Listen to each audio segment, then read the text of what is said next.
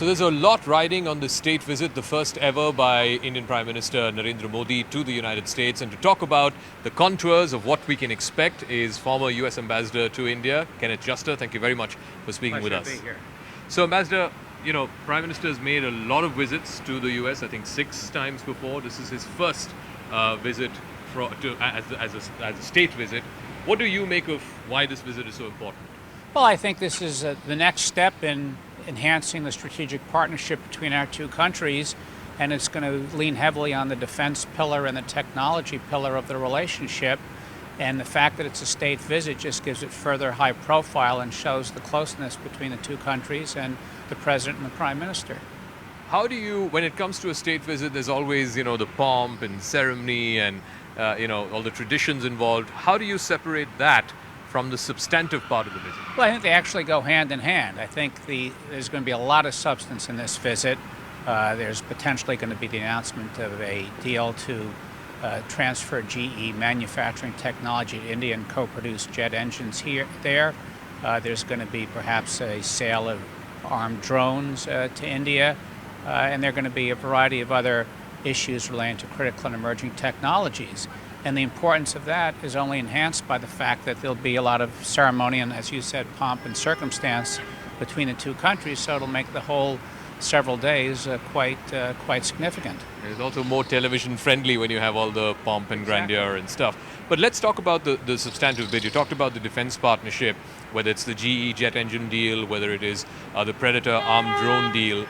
For the longest time, the feeling was it was a transactional relationship. It was buyer and seller. You know, India used to buy, the US used to sell. But do you think that's now moved into a more substantive transfer of technology kind of partnership? Well, I never felt it was a transactional relationship. I think one of the important elements has been the people-to-people relations and the importance of the Indian-American diaspora and even Americans that live in India. And so it's a relationship in which there's been a building up of mutual interests and things that are exchanged, but also underlying by the fact that we have a tremendous people-to-people tie and a lot of common aspects of our backgrounds and heritages. But specifically on the defense partnership, and you're well aware of this, for 30, 40 years, the US and India never did any defense partnerships. It's only in the last 20 years or so, and you were ambassador when those foundational agreements were signed. How important was it to build that base before we can now have all of these deals that will likely get announced? I think it's been very significant. First, we've increased over the last 20 years arms sales from virtually nothing to over $20 billion. We've engaged in increasingly complex military exercises, not just on a bilateral basis, but with other countries and even now on a tri-services basis. We've had exchanges of military officers at various bases. And we've now, as you said, signed foundational agreements for logistics coordination, for secure communications, for sharing geospatial information, and for industrial cooperation.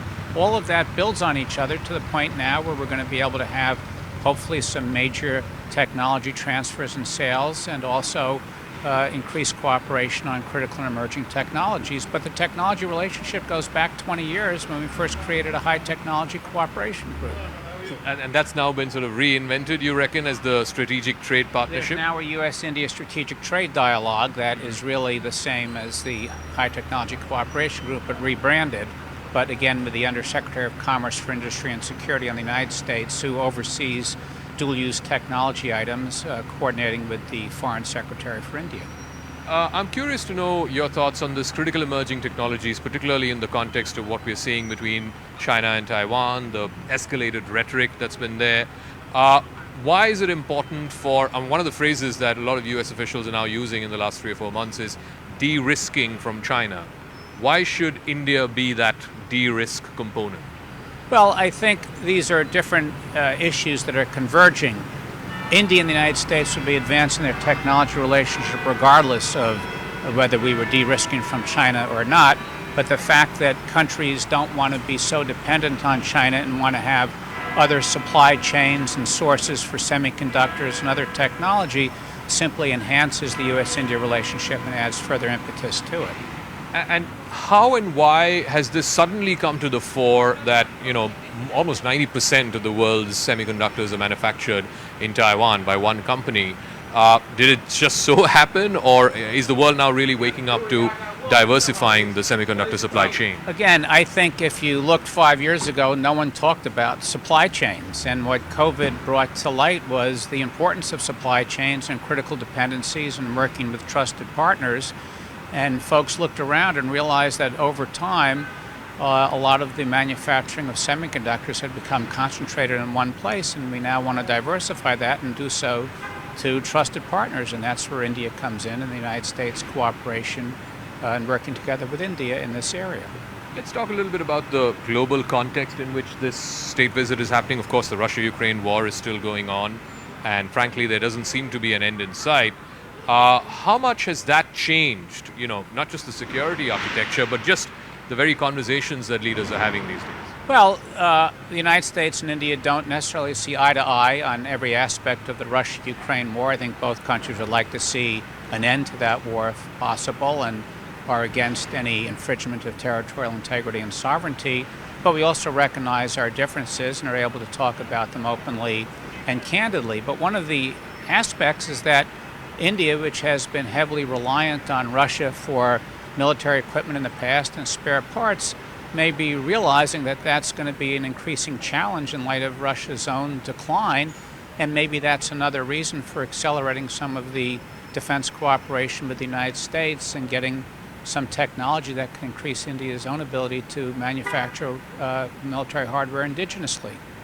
Talking about the threat that is the dragon in the room, as it were, which is the China threat. India's, of course, had its own problems with China over the last couple of years, in fact 3 years now, since Galwan and the incident happened at the border. Now there is a talk, and especially more so after Secretary of State Antony Blinken went to Beijing earlier this week, and there is more and more talk about a possible US-China thaw. What may that mean for India and India's own sort of complications with China? I think neither India nor the United States want to have a conflict with China. India would like to have a thaw as well if the Chinese would pull back from its northern border. And I think both countries agree, and countries in the region, that to the degree the relationship with China can be managed and there can be a floor on it and guardrails around it, that would be better. But at the same time, the United States, India, and other countries want to construct a positive architecture for the Indo-Pacific region that will promote their own stability and prosperity, not necessarily focused on China specifically, but focused on the positive elements of what it means to have freedom of navigation and freedom of overflight, peaceful resolution of disputes, no predatory financing for economic development. Those are the things that both countries and their like-minded partners want to work on. And finally, just to take forward, you talked about the people-to-people contacts, how the diaspora has been always invested in this relationship. So in a sense, the governments are sort of catching up with the people. The people were ahead of the curve. Well, it's been interesting. There have been times when the people-to-people relationship has been ahead of the governments, and there have been times when the governments have been ahead of the people-to-people, and it's gone back and forth, but they are mutually reinforcing. And if you step back and look at what's been accomplished in the U.S.-Indian relationship over the last 22 years, it's remarkable. And I'm not sure anyone in 2001 could have envisioned all that we're doing today in 2023. And credit goes to everyone who's worked to make that happen. And it's getting reflected in a way in the bipartisan support that India has on the Hill. Now, again, we have the Prime Minister addressing a joint session of the Congress, invited by a Republican speaker, and the next day he'll be meeting the chair of the Senate, the Vice President. So on both sides of the aisle, it seems to be that, India is the country to back, and this is the long-term bet for America in Asia. Well, I think this has been true in the United States and in India, that the relationship has increasingly garnered support from across the political spectrum, and it's one of the areas that there is agreement on in the United States, that the U.S.-India relationship is an important one. It'll be a consequential one in this century, and that people support a strong U.S.-India partnership. All right. Ambassador Kenneth Juster, it's always a pleasure speaking with you. Thank you very much for speaking with us here on CNN News 18.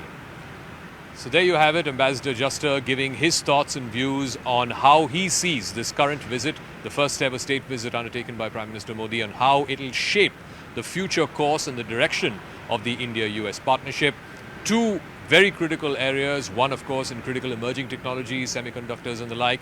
And then, of course, defense partnerships where, can you imagine, 30, 40 years ago, these two countries were not buying or selling even a single piece of military hardware. Now, we'll be talking about not just buying and selling, but also transfer of technology. All right, so the Prime Minister's visit is now well and truly underway.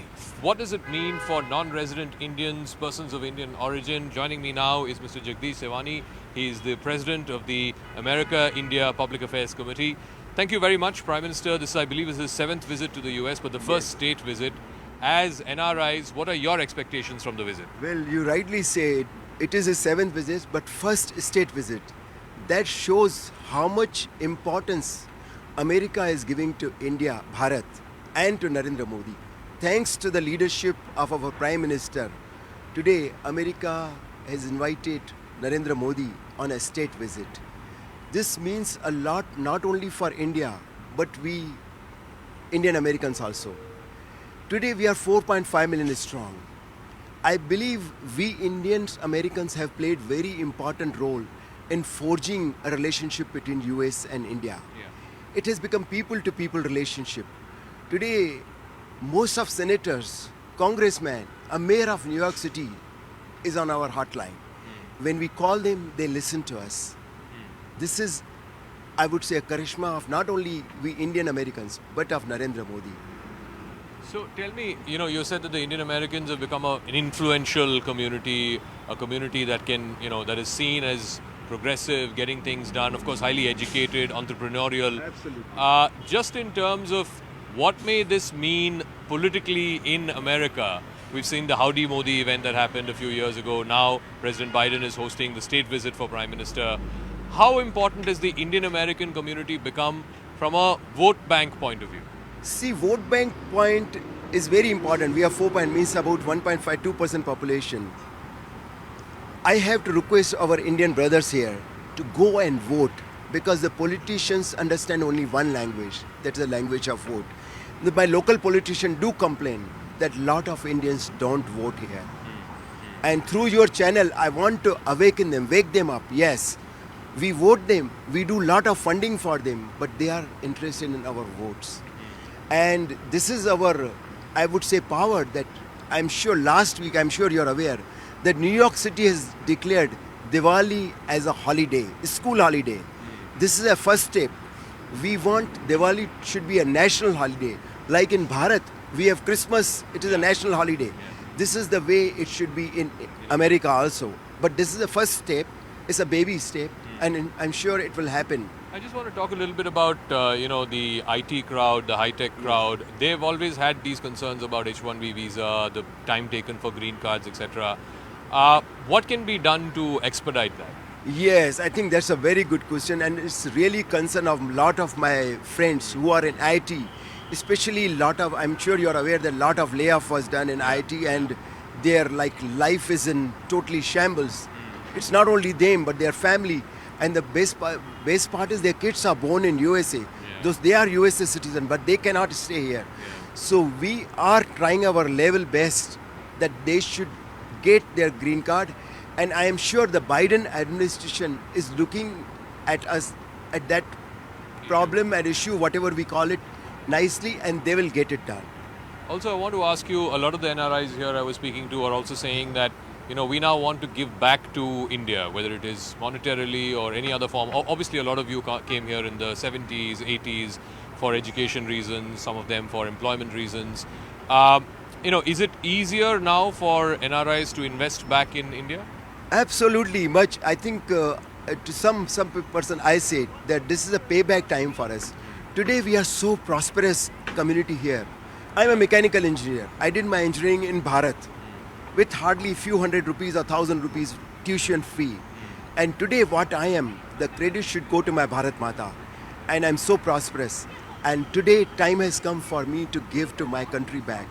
And this is the 75th year of independence. We are entering into Amrit Kal, like our Prime Minister says. So next 25 years will be a defining moment for Bharat. I personally feel, I used to say this many years ago, that this decade and this century belong to Bharat. But at that time people used to laugh at me. Jagdish bhai, aap to kya hai? परिवार के, you always think about Bharat and all, आपको कुछ समझ में नहीं आता है.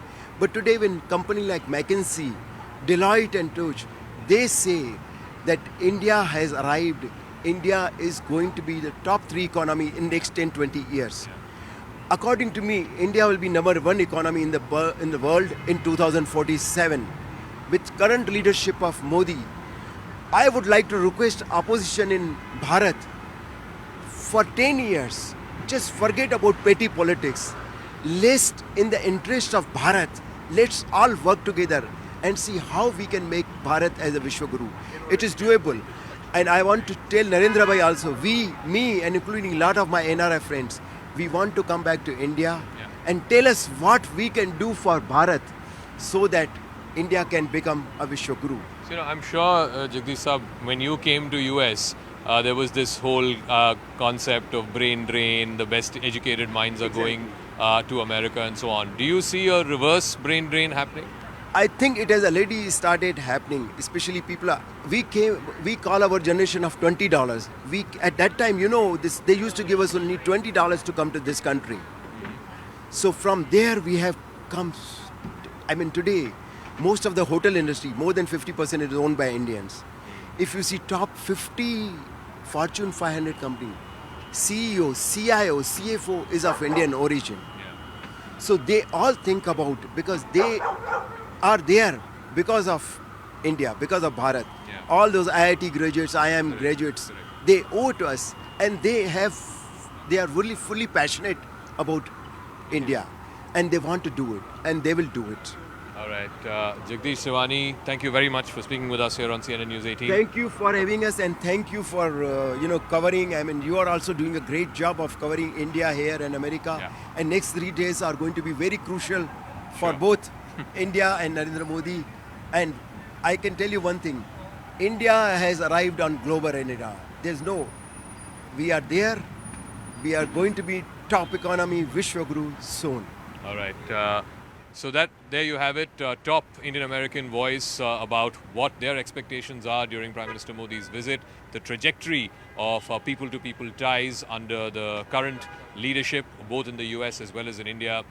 Here in New York City with camera person Ravinder Kumar, this is Zakka Jacob for CNN News 18.